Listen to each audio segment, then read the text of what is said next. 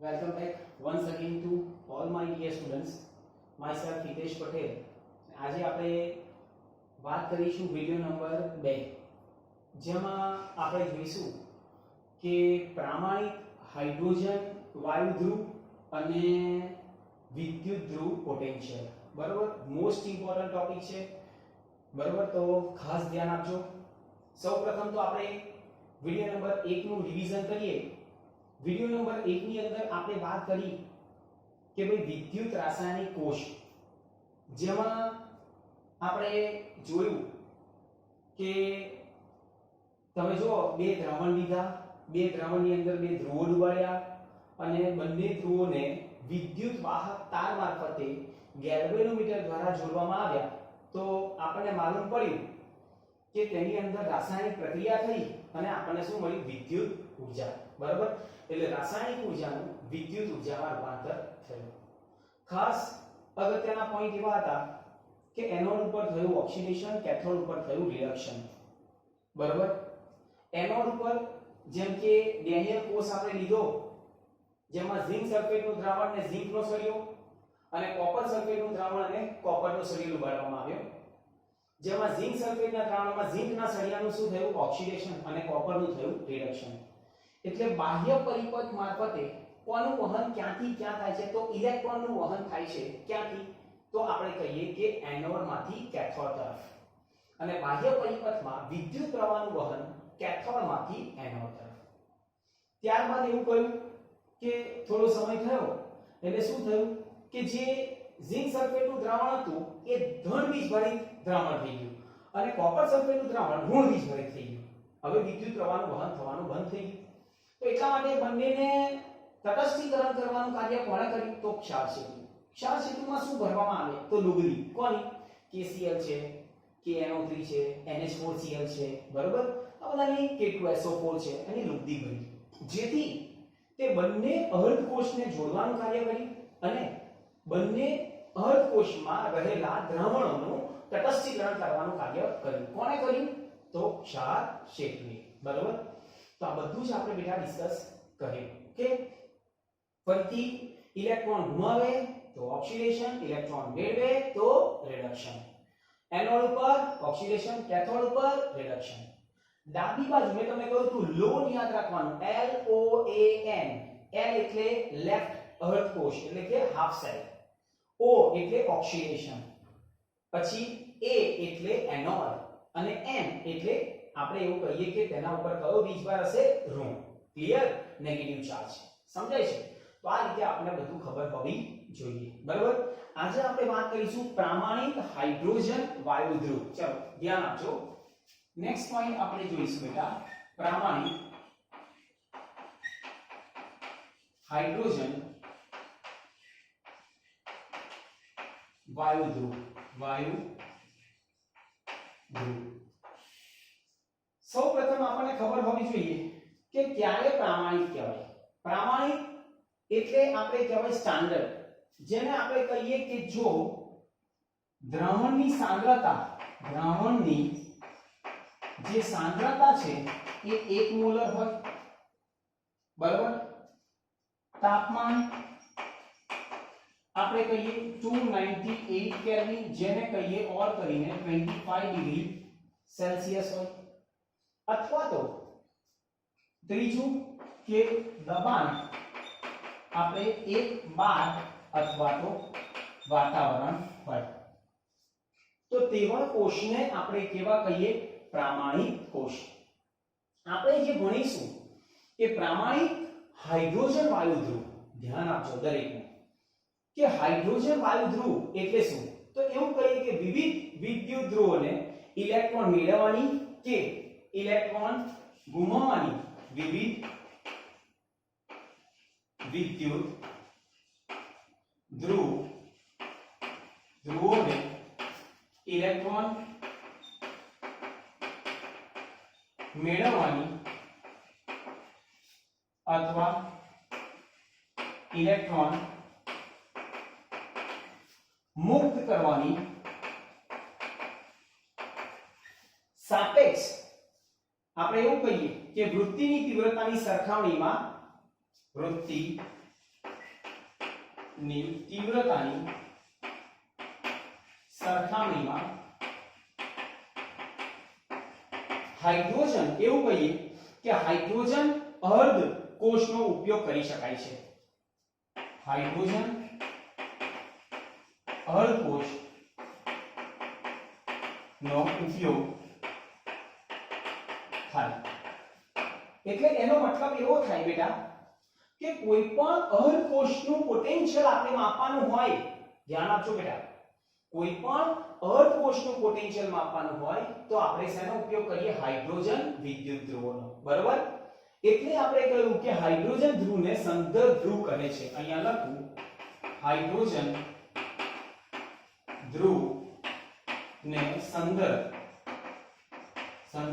ધ્રુવ કહે છે. શું કહીએ બેટા? સંદર્ભ ધ્રુવ. કેમ સંદર્ભ ધ્રુવ? કારણ કે એના રેફરન્સથી આપણે બીજા કોઈ પણ અર્ધ કોષનું પોટેન્શિયલ માપી શકીએ છીએ. બરોબર? જેમ કે હું તમને એક એક્ઝામ્પલ લઉં કે દાખલા તરીકે એક આપણે બીકર લઈએ છીએ. ધ્યાન આપજો, અહીંયા એક મેં બીકર લીધું અહીંયા. બરોબર છે? આ બીકરની અંદર મેં એક મોલર HCl અથવા તો H+ ધરાવતું દ્રાવણ લીધું. એની અંદર એક શું છે? કાચની કસનળી. બરોબર? એક કાચની શું લીધી? કસનળી લેવામાં આવે છે.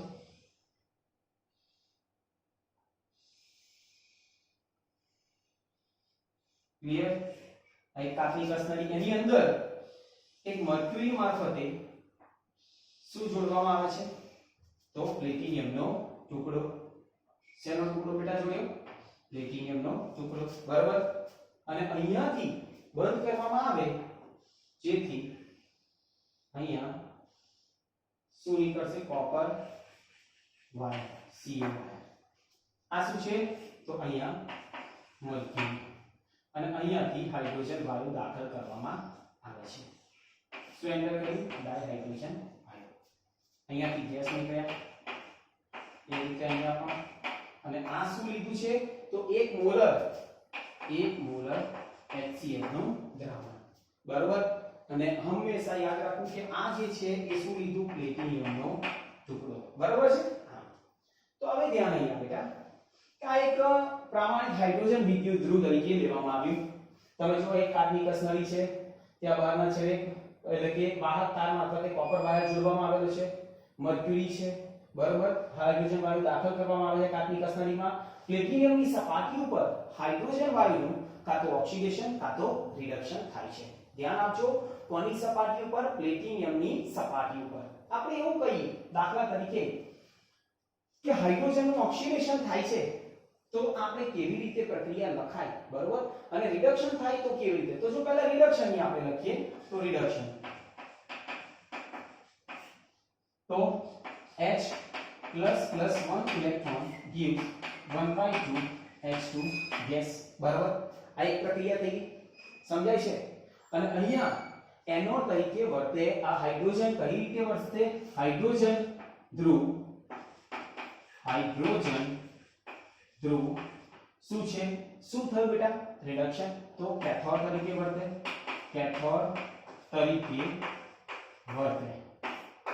કે આપણે ભણી ગયા કે કેથોડ ઉપર શું થાય બેટા? તો રિડક્શન. ખ્યાલ આવી ગયો? એવી જ રીતે ઓક્સિડેશન ની આપણે વાત કરીએ, ઓક્સિડેશન, તો 1/2 H2 gives H++ 1 ઇલેક્ટ્રોન. એટલે હાઇડ્રોજન ધ્રુવ એનોડ તરીકે વર્તે. કારણ શું?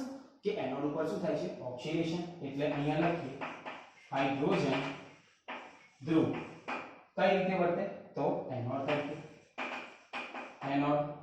તરીકે વર્તે. એટલે જો હાઇડ્રોજનનું રિડક્શન હોય તો આ રીતે થાય. અને રિડક્શન ક્યાં થવાનું? હાઇડ્રોજન કેથોડ ઉપર. ઓક્સિડેશન ક્યાં થાય? એનોડ ઉપર. હવે પ્રશ્ન એવો થાય, દરેક વિદ્યાર્થી ધ્યાન આપો બેટા, કે હાઇડ્રોજનનું કોષ પોટેન્શિયલનું મૂલ્ય કેટલું? તો કોષ પોટેન્શિયલ એટલે પ્રામાણિક પોટેન્શિયલ, પ્રામાણિક કોષ પોટેન્શિયલ નું મૂલ્ય કેટલું છે? 0.0 વોલ્ટ. Most important. બરોબર? હાઇડ્રોજનનું પ્રામાણિક કોષ પોટેન્શિયલનું મૂલ્ય 0 વોલ્ટ છે. એટલા માટે આપણે કહીએ છીએ કે તેને સંદર્ભ ધ્રુવ તરીકે લેવામાં આવે. જેમ કે એક સિમ્પલ એક્ઝામ્પલ લો બેટા, કે દાખલા તરીકે પંખો હોય અને પંખો ફરતો હોય તેની અંદર બે વાયર જોઈએ. એક 0 છે અને એકમાં 230 આવે છે. તો એને વોલ્ટેજ કેટલા મળવાના? તો 230. તમને કદાચ ખબર હોય કે તમારા ઘરે જો પ્લગ પિન હોય ને એની અંદર ટેસ્ટર નાખવાનું, તો તમે જાણો છો કે એકમાં લાઈટ થશે ને એકમાં લાઈટ થશે નહીં. તો જે લાઈટ થાય છે એ 230 વોલ્ટેજ છે અને જેમાં લાઈટ નથી થતી એ 0 છે. તો તફાવત કેટલો થયો? 0 અને 230 એટલે તફાવત થયો 230. ખબર પડી? એટલા માટે આપણે કોઈ પણ અર્ધકોષનો પોટેન્શિયલ માપવો હોય તો હાઇડ્રોજનને આપણે સંદર્ભ ધ્રુવ તરીકે લઈએ છીએ. અહીં અમે લખ્યું છે સંદર્ભ ધ્રુવ. એનો મતલબ એવો થાય કે હાઇડ્રોજનનું પોટેન્શિયલ તો 0 છે, તો બીજા કોષનું જે પણ પોટેન્શિયલ આપણને મળ્યું, તફાવત મળ્યો, એ બીજા કોષનું પોટેન્શિયલ છે. ખ્યાલ આવી ગયો? એટલે અહીંયા આપણે લખીએ કે ઇલેક્ટ્રોનની એટલે વિદ્યુત ધ્રુવોની ઇલેક્ટ્રોન સ્વીકારવાની વૃત્તિની સાપેક્ષ વિદ્યુત ધ્રુવોની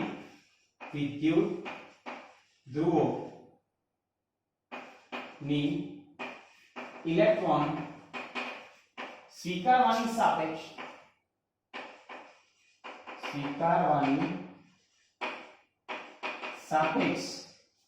એવું કહીએ કે તીવ્રતાને રિડક્શન પોટેન્શિયલ, ઇલેક્ટ્રોન સ્વીકારવાની સાપેક્ષ તીવ્રતાને રિડક્શન પોટેન્શિયલ કહે છે.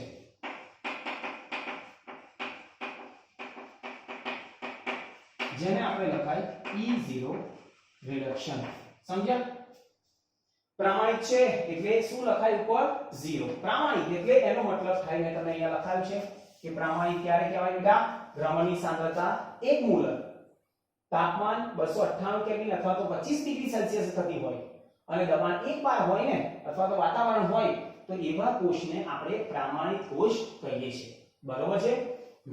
અને એવી જ રીતે આપણે બીજું લખીએ કે વિદ્યુત ધ્રુવની ઇલેક્ટ્રોન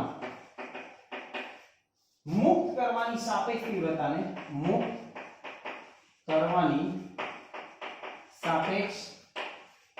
તીવ્રતાને ઓક્સિડેશન પોટેન્શિયલ કહે છે. જેને આપણે લખાય E0 ઓક્સિડેશન. સમજી ગયા? હંમેશા યાદ રાખો બેટા, ફરીથી એક વખત, હાઇડ્રોજન સંદર્ભ ધ્રુવ છે, તેનું કોષ પોટેન્શિયલનું મૂલ્ય 0 છે. કોઈ પણ અર્ધકોષનું પોટેન્શિયલ માપવું હોય તો હાઇડ્રોજન ને સંદર્ભ તરીકે લેવામાં આવે છે.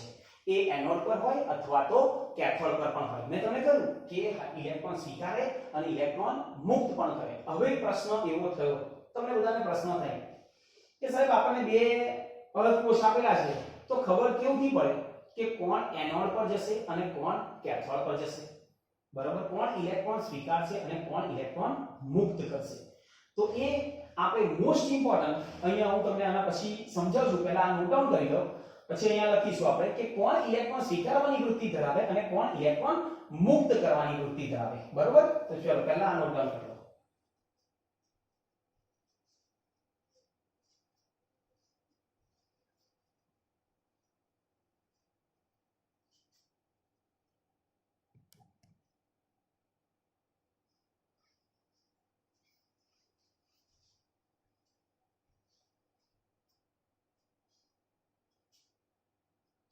ઓકે, તો હવે ધ્યાન આપજો બેટા.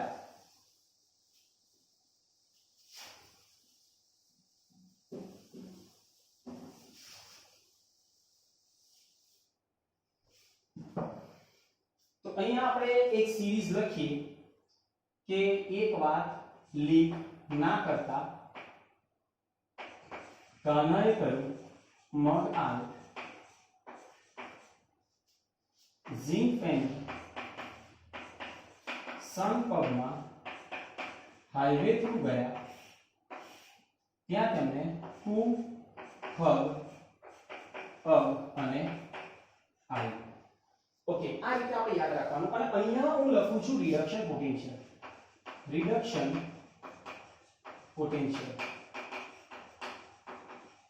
ભાઈ ધ્યાન આપજો, આપણે રિડક્શન પોટેન્શિયલની વાત કરવાની.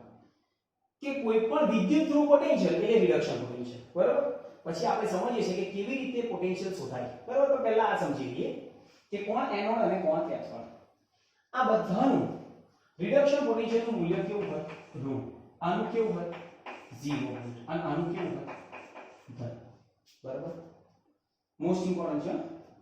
જેનું રિડક્શન પોટેન્શિયલ નું મૂલ્ય ધન હોય એટલે કે વધારે હોય એ ક્યાં જાય? કેથોડ પર. આ ક્યાં જશે?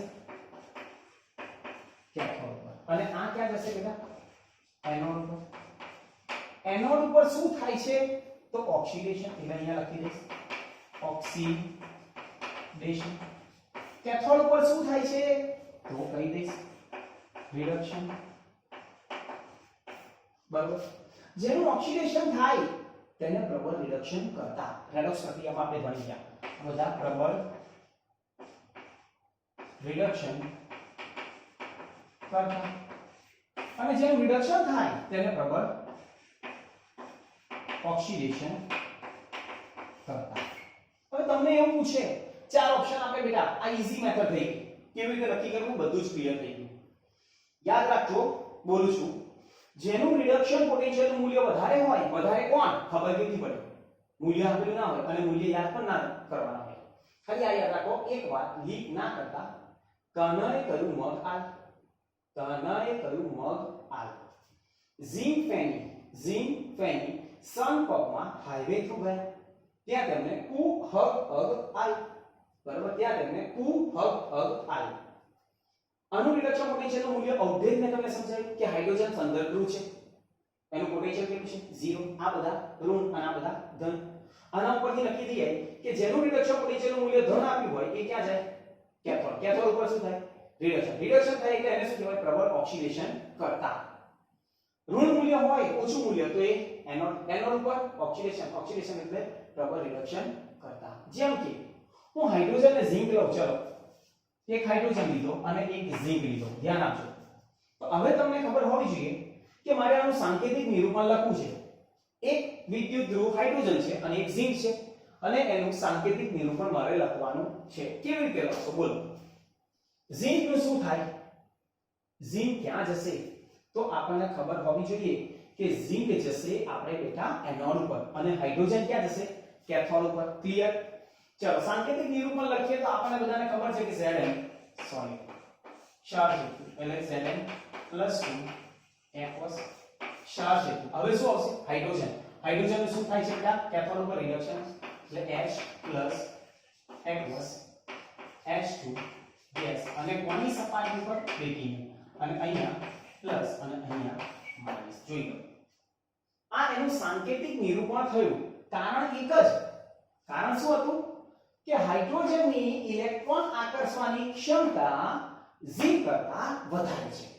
એટલે જેની ઇલેક્ટ્રોન આકર્ષવાની ક્ષમતા વધારે હોય એ ક્યાં જાય? કેથોડ પર. પણ તમારે આ બધું યાદ રાખવાની જરૂર નથી. તમારે ખાલી એટલું યાદ રાખો બેટા, ઉપરથી નીચે જેનું રિડક્શન પોટેન્શિયલનું મૂલ્ય વધારે હોય એ કેથોડ પર જાય અને ઓછું હોય એ એનોડ ઉપર જાય. એનોડ ઉપર ઓક્સિડેશન, કેથોડ ઉપર રિડક્શન.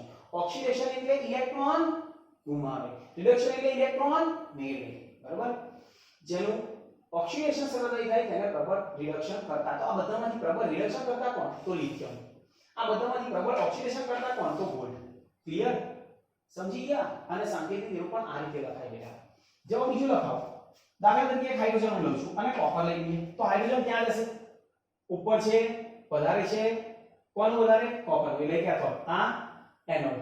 તો હવે હાઇડ્રોજન એનોડ પર એટલે જો અહીંયા શું આવશે? પ્લેટિનિયમ પહેલું H2 ગેસ અને H+ aqueous માઈનસ ચાર્જ હેતુ કોણ છે? Copper. Cu + 2 aqueous Cu sorry અને અહીંયા શું આવશે? પ્લસ. તમે જુઓ, આ છે એનોડ અને આ છે કેથોડ. ઓક્સિડેશન એટલે વીજભાર વધે. જો આ 0 થી 1 વધ્યો, આ 2 થી 0 એટલે ઘટ્યો, એટલે રિડક્શન. આ ઓક્સિડેશન. રેડોક્સ પ્રક્રિયાની અંદર આપણે આ બધું જ ભણી ગયા છે. બે ઉભી ચાર સેતુ દર્શાવે. શું શબ્દ દર્શાવે? ચાર સેતુ. જોઈ લો એક વખત બધું જ. કોઈ પણ હવે સાંકેતિક રૂપમાં તમને ખબર પડે. ચલો નિકલ અને આપણે એવું કહીએ કે આયન આપેલું છે બરાબર નિકલ ને આયન તો આયન નું શું થાય ઓક્સિડેશન ચાલો લખીએ તો Fe sorry Fe +2 F+ charge nickel +2 F+ Ni sorry અને અહીંયા પ્લસ અને અહીંયા માઈનસ જોઈ લો આ એનું સાંકેતિક નિરૂપણ એટલે આના ઉપરથી બધું જ ક્લિયર થઈ જાય પેમ્પલેટની અંદર પહેલું જે આપેલું છે એક વખત ધ્યાનથી રીડ કરજો ઓકે જોઈ લો બધું જ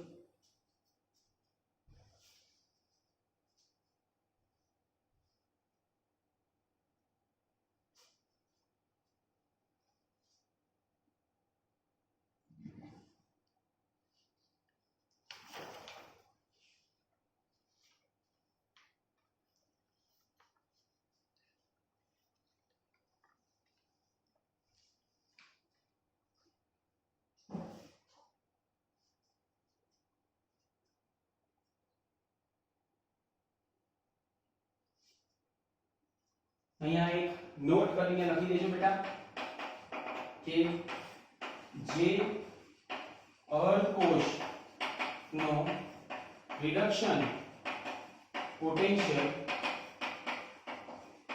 નો મૂલ્ય વધુ હોય તે કેથોડ પર તેનું કેથોડ પર રિડક્શન થાય જેને આપણે કહીએ પ્રબળ ઓક્સિડેશન કરતા ક્લિયર આ પોઈન્ટ તમને બધાને ખબર હોવી જોઈએ આ નોટ ક્લિયર અને જેનો અર્થ કોષ એટલે કે નું રિડક્શન પોટેન્શિયલ નું મૂલ્ય એવું કહેવાય કે ઓછું હોય તો એ શું થાય એનોડ ઉપર ઓક્સિડેશન થાય બરાબર અને પ્રબળ રિડક્શન કરતા ક્લિયર બધું ક્લિયર થઈ ગયું આના ઉપરથી ચાલો જોઈ લો એક વખત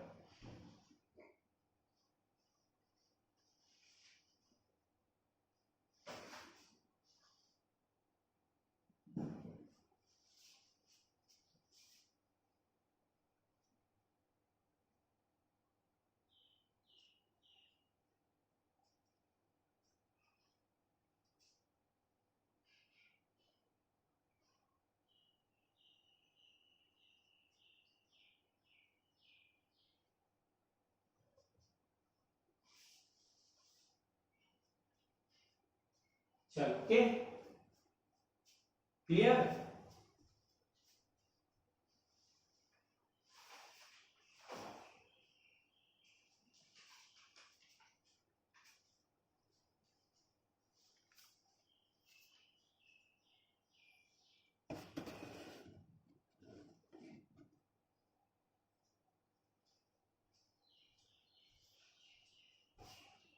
ओके नेक्स्ट આપણે જોઈએ ચાલો હવે આપણે વાત કરવાની આ હાઇડ્રોજન વિદ્યુત ધ્રુવ બધું જ જોયું એનોડ કેથોડ ઓકે હવે આપણે વાત કરીશું બેટા કે વિદ્યુત ધ્રુવ પોટેન્શિયલ દરેકનું ધ્યાન અહીંયા બેટા વિદ્યુત ધ્રુવ પોટેન્શિયલ ઓકે વિદ્યુત ધ્રુવ પોટેન્શિયલ કોને કહેવાય આપણે જોઈએ દાખલા તરીકે હું એક એક્ઝામ્પલ લઉં છું અહીંયા એક બીકર લીધું મેં રાઈટ બીકર લીધું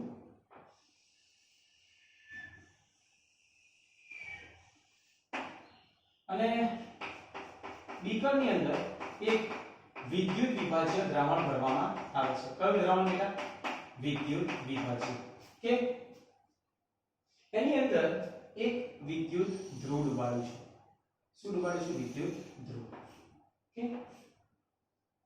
ઓકે હવે ધ્યાન આપજો આ એક ધાતુ છે ને આ છે ધાતુ અને આ જે ધ્રુવ ડુબાડ્યો હોય એનું જ દ્રાવણ હોય એટલે ધાતુ આયન જેમાં ધાતુ આયન બને છે ખ્યાલ આવે છે બરાબર તો અહીંયા આ એમ ધાતુ છે બેટા એમ એટલે ધાતુ ઓકે અને દ્રાવણની અંદર એ વિદ્યુત ધ્રુવ આપણે ડુબાડેલો છે હવે આપણે બધા જાણીએ છીએ કે પહેલા જ લેક્ચરની અંદર મેં તમને એવું સમજાવ્યું હતું કે જ્યારે કોઈ પણ વિદ્યુત વિભાજ્ય દ્રાવણમાં ધ્રુવ ડુબાડવામાં આવે ને તો તેની પ્રક્રિયા થાય કાં તો ઓક્સિડેશન કાં તો રિડક્શન બરાબર આપણે સમજી લો કે અહીંયા ઓક્સિડેશન થાય છે. ઓક્સિડેશન એનો મતલબ શું બેટા કે અહીંયાથી આ ધ્રુવ પરથી આયનો અહીંયા છૂટા પડે છે, મુક્ત થાય છે, એટલે m raise to n plus એટલે આ બધા કેવા થઈ ગયા પ્લસ. તો આ બધા પ્લસ થઈ ગયા તો હવે ધન આયન છોડે તો રહ્યા શું ઋણ વીજભારિત. ખબર પડી ગયા કેવા આવી ગયા ઋણ વીજભારિત આયન. બરાબર, એટલે આ ધ્રુવ કેવો થઈ ગયો ઋણ ધ્રુવ થઈ ગયું ને. બરાબર, તો એવું કહેવાય કે અહીંયા એનું શું થયું Mn પ્લસ છૂટા પડ્યા બેટા, તો તેનું ઓક્સિડેશન થયું. શું થયું ઓક્સિડેશન. તો અહીંયા લખી દો ઓક્સિડેશન. ધ્યાન આપજો કેવી રીતે લખાશે. તો m મળ્યો ધાતુ હતો, પ્રતિવર્તી પ્રક્રિયા હા સંતુલન સ્થિતિ પ્રાપ્ત થાય છે. તો m raise to n plus aqueous અને વત્તા એક ઇલેક્ટ્રોન આપી દીધા ને, બધા ઇલેક્ટ્રોન ધ્રુવ પર જતા ગયા, એટલે શું થયું ઓક્સિડેશન. બરાબર, તેવી જ રીતે ચાલો બીજો ધ્રુવ લઈએ છીએ આપણે. બીજા પાત્રની અંદર ફરીથી એક બીકર લીધું, એની અંદર એક વિદ્યુત વિભાજ્ય દ્રાવણ રાખવામાં આવ્યું. ધ્યાન આપજો શું છે બેટા વિદ્યુત વિભાજ્ય દ્રાવણ. બરાબર, અને એની અંદર આપણે શું ઉમેર્યું વિદ્યુત ધ્રુવ. હવે અહીંયા આ છે ધાતુ અને આ છે ધાતુ આયન. બરાબર છે ક્લિયર.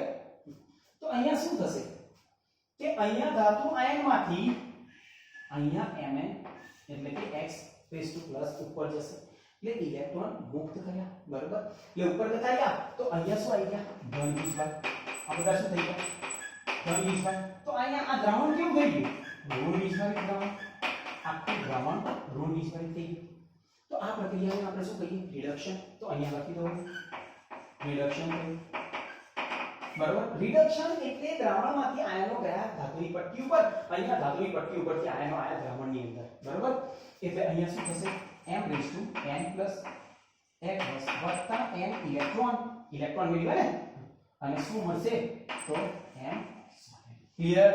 તો આ થયું રિડક્શન. ખબર હોવી તો એક થયું બેટા ઓક્સિડેશન અને એક પર થયું રિડક્શન. બરાબર, તો હવે આપણે એવું કહીએ કે ભાઈ દાખલા તરીકે અહીંયા એવું કહીએ કે વિદ્યુત ધ્રુવ પોટેન્શિયલ કોને કહેવાય. તો ધાતુ અને ધાતુ આયન ના પોટેન્શિયલના તફાવતને ધાતુ અને ધાતુ આયનના પોટેન્શિયલના તફાવતને અહીંયા લખીએ.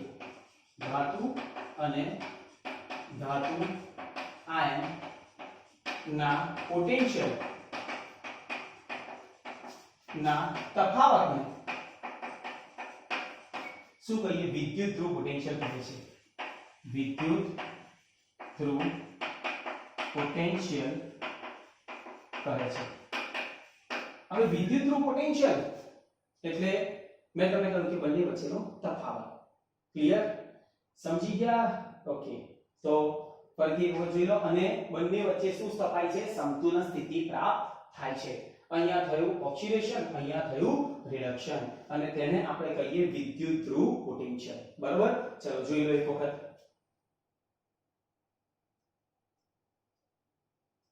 ઇલેક્ટ્રોન ગુમાવે ઇલેક્ટ્રોન મેળવે, અને આપણે કહેવાય ઓક્સિડેશન અને આપણે કહેવાય રિડક્શન. બરાબર કે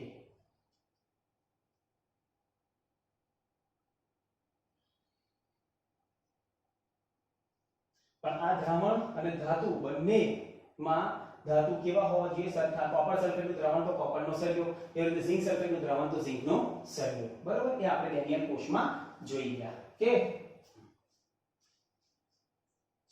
નેક્સ્ટ આપણે એવું કહીએ દાખલા તરીકે બેટા કે આને અસર કરતા પરિબળો કયા કયા. તો કોષ પોટેન્શિયલને અસર કરતા પરિબળો એટલે વિદ્યુત ધ્રુવ પોટેન્શિયલને અસર કરતા પરિબળો જોઈએ. અને અસર કરતા પરિબળો કયા કયા. પહેલો પરિબળ કે કોષ પોટેન્શિયલ એટલે વિદ્યુત ધ્રુવોનો સ્વભાવ. વિદ્યુત ધ્રુવનો સ્વભાવ. ભાઈ વિદ્યુત ધ્રુવ કેવો છે એના ઉપર આધાર રાખે. બીજું આપણે એવું કહીએ છે કે સાંદ્રતા. બરાબર, જો પ્રવાહી હોય તો એ सांद्रता बदलाय तो पण આપણે એવું કહીએ કે એને અસર કરતા પરિબળો m/n પ્લસ પ્રકાય બરાબર અને જો વાયુ હોય તો આંશિક દબાણ ક્લિયર સમજાય છે અને છેલ્લું આપણે કહીએ કે છેલ્લો પરિબળ કયો છે તાપમાન એટલે આ ત્રણે ત્રણ પરિબળો એ વિદ્યુત ધ્રુવ પોટેન્શિયલને અસર કરે છે એક ધાતુનો સ્વભાવ બીજું આપણે કહીએ સાંદ્રતા અને વાયુ હોય તો દબાણ અને ત્રીજું આપણે કહીએ તાપમાન ક્લિયર ચાલો જોઈ લો એક વખત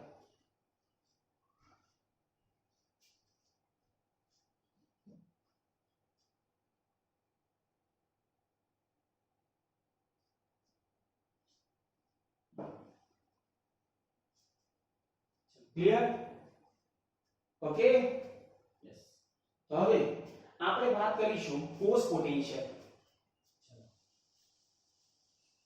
કોષ પોટેન્શિયલ એટલે શું કોષ પોટેન્શિયલ તો વ્યાખ્યા લખવી હોય તો કોષ પોટેન્શિયલ એટલે બે વિદ્યુત ધ્રુવોની ઇલેક્ટ્રોન મેળવવાની તીવ્રતાના તફાવતને કોષ પોટેન્શિયલ બરાબર કોષ પોટેન્શિયલ ફરીથી એક વખત કે કોષ પોટેન્શિયલ કોને કહેવાય બેટા તો બે કોષ પોટેન્શિયલ બે વિદ્યુત ધ્રુવોની કોષ પોટેન્શિયલ બે વિદ્યુત ધ્રુવની ઇલેક્ટ્રોન મેળવવાની તીવ્રતાના તફાવતને ઇલેક્ટ્રોન મેળવવા તીવ્રતા ના તફાવતને કોષ પોટેન્શિયલ કહે છે બરાબર બરાબર ને કોષ પોટેન્શિયલ કહે છે બરાબર જેમ કે કોષ પોટેન્શિયલ આપણે એવું કહીએ સાચા કોષ પોટેન્શિયલ એ પોટેન્શિયોમીટરના સાધન દ્વારા માપવામાં આવે છે અને સાચો કોષ પોટેન્શિયલ પોટેન્શિયોમીટર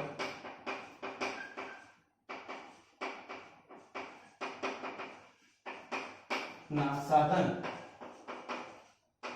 દ્વારા માપવામાં આવે બરોબર પોટેન્શિયોમીટર સાધન ક્લિયર આ ખબર હોવી જોઈએ ઓકે ચાલો જોઈ લઈએ એક વખત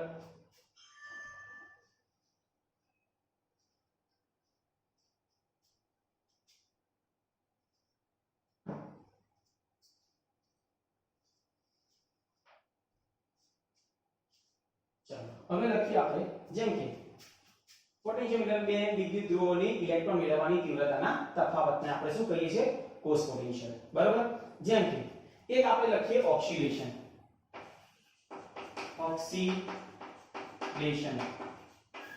એવું લખાય બેટા m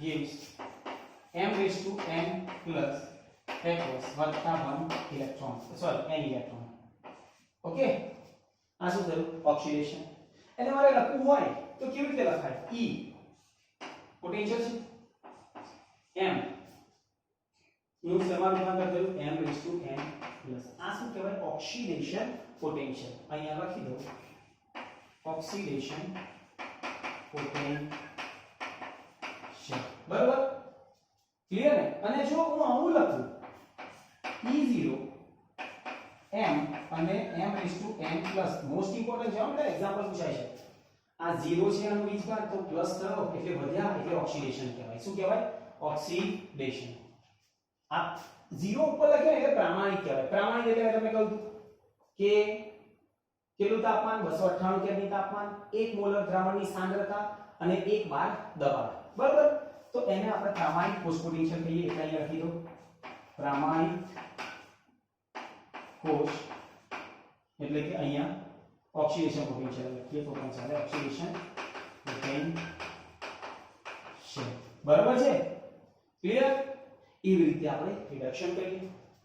ચલો રિડક્શન એટલે શું? x raise to n plus વત્તા n ઇલેક્ટ્રોન. આને શું કર્યું?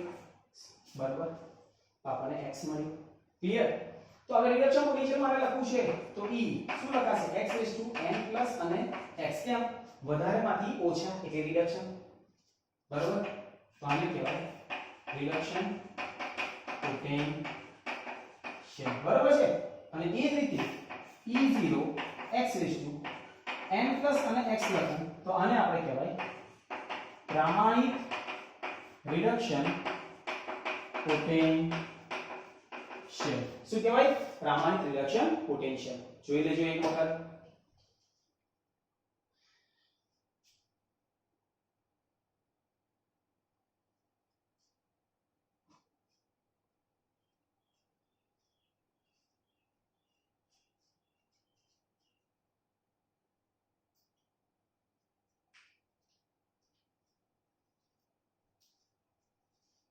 ઓકે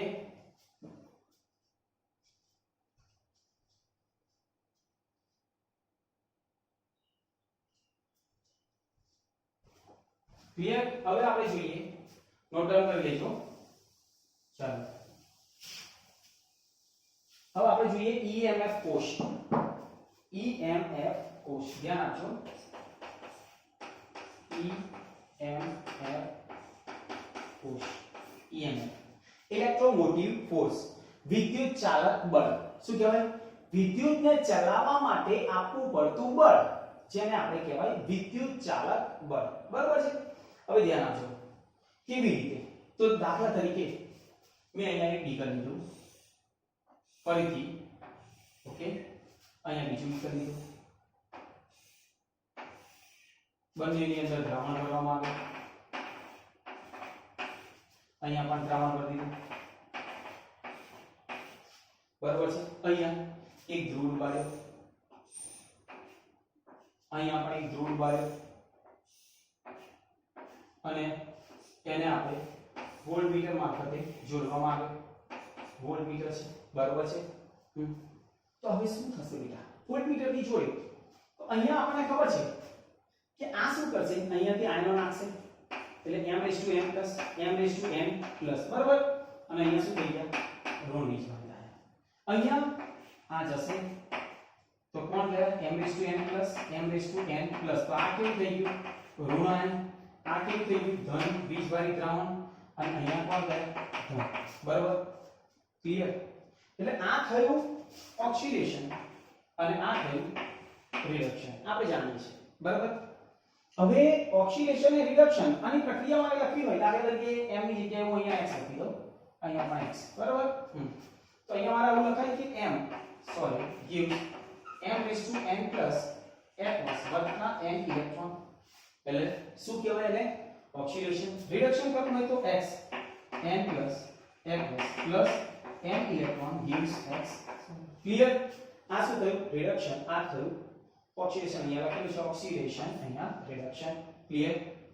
તો આપણે એવું કહ્યું કે ઓક્સિડેશન અને રિડક્શન એટલે શું? દાખલા તરીકે એક વસ્તુ ધ્યાન આપજો કે કોષ પોટેન્શિયલ એટલે કોષ પોટેન્શિયલ બે વિદ્યુતોની ઇલેક્ટ્રોન મેળવવાની તીવ્રતાના તફાવતને.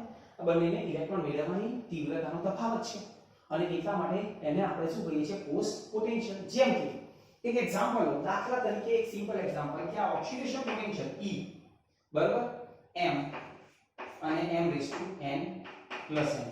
મને પોટેન્શિયલ આપેલો છે લગભગ for example let us suppose -0.2 volt આપેલો છે અને આનું રિડક્શન પોટેન્શિયલ મને આપ્યો E x raise to n plus અને x બરાબર. બરાબર. રિડક્શન પોટેન્શિયલ મને આપ્યું છે તો +1.8 વોલ્ટ. હવે ધ્યાન આપજો ઓક્સિડેશન કેમ 0 થી પ્લસ માં એટલે વધારો એટલે ઓક્સિડેશન, પ્લસ 1 થી 0 માં એટલે ઘટાડો એટલે રિડક્શન પોટેન્શિયલ. ખબર પડી ગઈ? આ ખબર પડે એટલે બધું ખબર પડે. અને ઓક્સિડેશન પોટેન્શિયલ અને રિડક્શન પોટેન્શિયલ. ક્લિયર? વધારો અને ઘટાડો. બરાબર. તો આપણે બધા જાણીએ છીએ કે ઓક્સિડેશન તો કોષ પોટેન્શિયલ એટલે શું? તો E કોષ બરાબર શું થશે બેટા? તો E ઓક્સિડેશન પોટેન્શિયલ અને plus E reduction potential. E અહીંયા ઓક્સિડેશન પોટેન્શિયલ ક્યાં જાય anode plus E reduction potential ક્યાં જાય કેથોડ. પણ એક વસ્તુ ધ્યાન આપજો બેટા કે જે પણ કોષ પોટેન્શિયલ આપણે લઈએ છીએ બરાબર એ કોષ પોટેન્શિયલ કોને સમાન છે રિડક્શન પોટેન્શિયલ અને એવું કહીએ કે કોષ પોટેન્શિયલ સરખું છે બરાબર. એટલે રિડક્શન પોટેન્શિયલ આપણે લઈએ આ ઓક્સિડેશન પોટેન્શિયલ છે આ રિડક્શન પોટેન્શિયલ બરાબર આ ઓક્સિડેશન જગ્યાએ શું કરીશું રિડક્શન કરી દઈશું.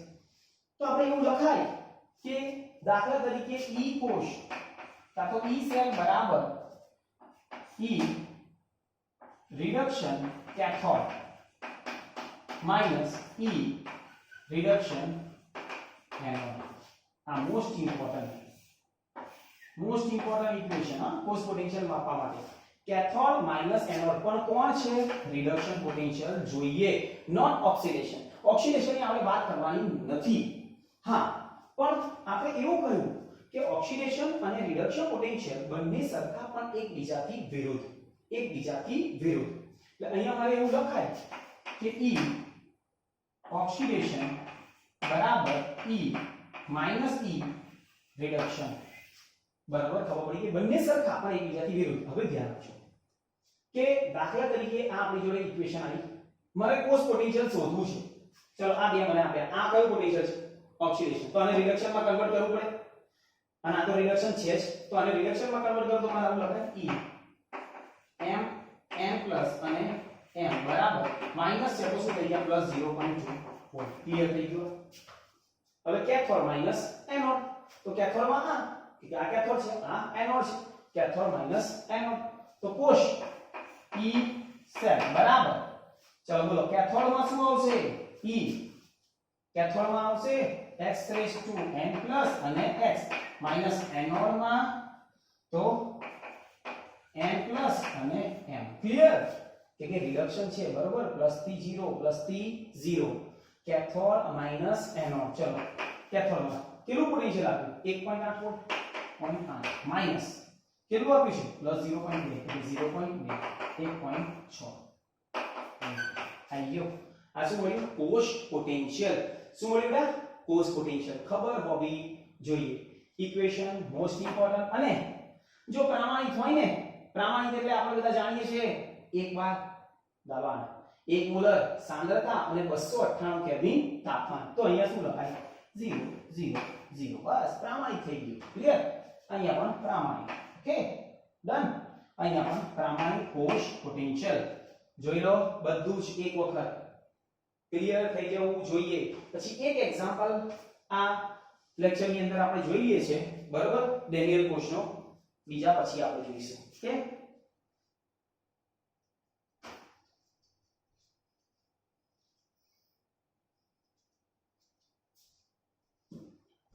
ચલો ક્લિયર થઈ ગયું બધું તફાવત કે હવે ધ્યાન આપજો.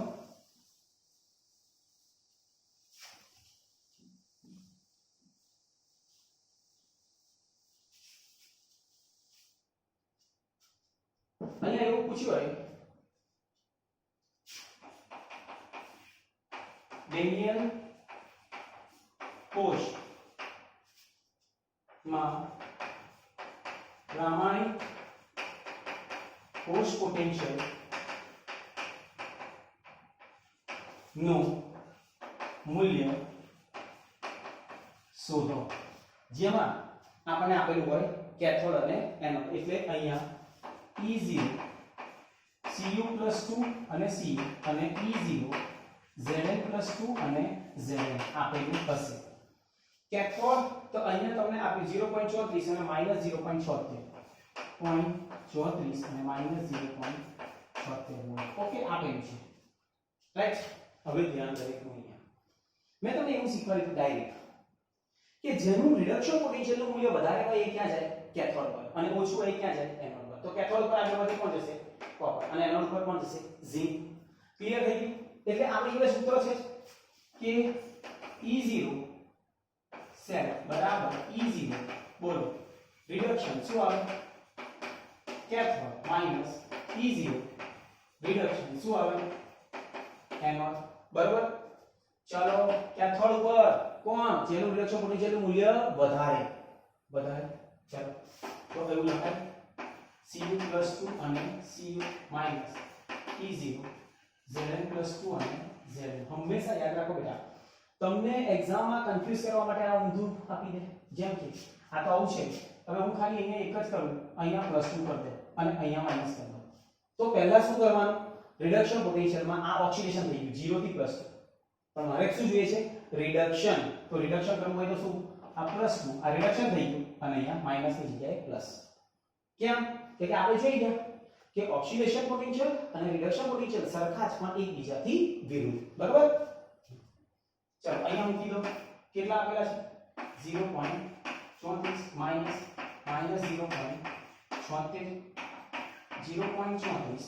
માઈનસ 0.76 જવાબ આવ્યો 1.2 વોલ્ટ શેનું ડેનિયલ કોષનું પ્રામાણિક કોષ પોટેન્શિયલનું મૂલ્ય બરાબર તો આવી રીતે આના પછીના વિડિયોની અંદર ઘણા બધા આવા એક્ઝામ્પલ્સ આપણે જોઈશું કોષ પોટેન્શિયલના બરાબર તો આજના માટે આટલું ઇનફ છે બરાબર નેક્સ્ટ વિડિયોની અંદર આપણે આના રિલેટેડ ઘણા બધા એક્ઝામ્પલ્સ જોઈશું ઓકે તો આશા રાખું કે ખબર બધી પડી હશે ઓકે તો થેન્ક યુ વેરી મચ